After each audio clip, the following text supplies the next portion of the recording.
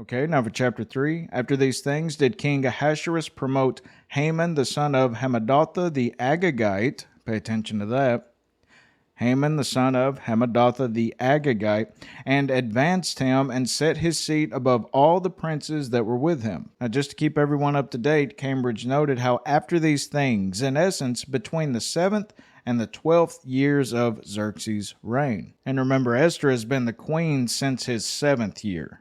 And it's also firmly believed that this Haman was a descendant of the king of the Amalekites. Now, that's very important to remember later on. So this Haman has basically been promoted to the king's right-hand man.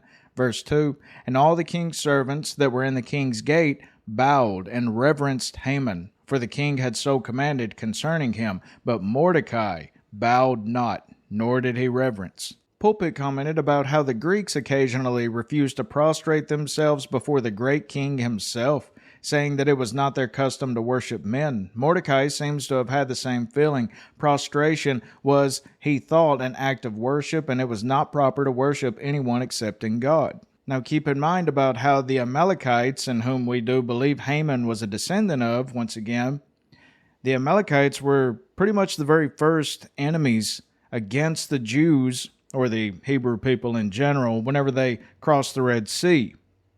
So after they got rid of the Egyptians, the Amalekites were the very first ones to really trouble them in the wilderness. And Joshua had to fight them, and all of this happened. So that ancient animosity, the Amalekites against the Jews, that may be playing a role right here. Verse 3, then the king's servants, which were in the king's gate, said unto Mordecai, why transgresseth thou the king's commandment? Now it came to pass, when they spake daily unto him, and he hearkened not unto them, that they told Haman to see whether Mordecai's matters would stand, for he had told them that he was a Jew. So once again, they're telling Haman the reason why Mordecai isn't bowing to you is because he's a Jew.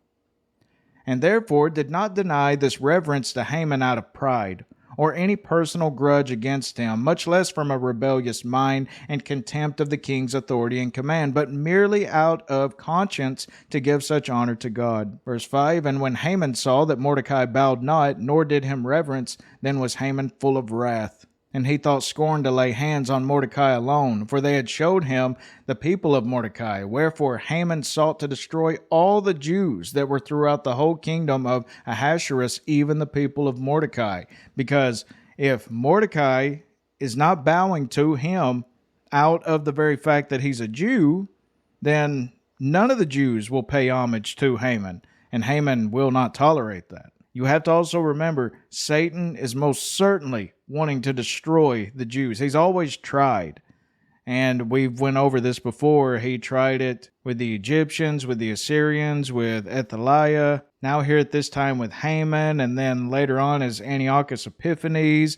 Now all of those were before Christ, but even ever since we have seen, starting off with the siege at 70 AD of Titus, almost annihilating the Jews. And we know about Hitler and all of these, all the persecution, even up until this very day. And we know how the Antichrist, that's going to be on his main agenda list, because so much prophecy revolves around the preservation of the Jewish people in Israel as a whole. That's the whole point of the Battle of Armageddon. They're almost completely all annihilated. And seemingly at the very last moment does Christ come back, us with him, and saves them. But just for a brief history lesson, there were not even supposed to be any Amalekites upon the earth at this time. If King Saul had listened to God, Israel's very first king, hundreds of years before this time, if he would have just listened to God, then there would be no problems as they see it in the days of Esther. God had told King Saul to destroy the Amalekites centuries earlier, but Saul failed to obey the command. His disobedience led to the loss of his kingdom and, in Esther's time, the threat of annihilation for all Jews. It's also worthy of note to mention how King Saul was of the tribe of Benjamin, the very same tribe that Mordecai and Esther descend from. Verse 7, and the first month, that is the month Nisan, in the 12th year of King Ahasuerus, they cast poor, that is the lot, before Haman from day to day, and from month to month, to the 12th month, that is the month Adar. And this is what Haman's doing. He says, well, I want to annihilate these people. And so he brings in these diviners, and he says, what's the luckiest month to do this? And the law just happens to land on 1 year later. So once again, you can see God's hand involved in this. This gives plenty of time for things to play out as they do.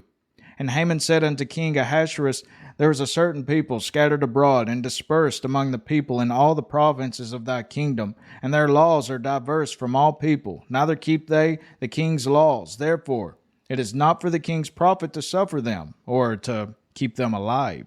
But what he's insinuating is this: I do not seek herein so much my own revenge as thy service. Look, king, I'm trying to help you in your empire. Verse 9, if it please the king, let it be written that they may be destroyed. And I will pay 10,000 talents of silver to the hands of those that have the charge of the business, to bring it into the king's treasuries.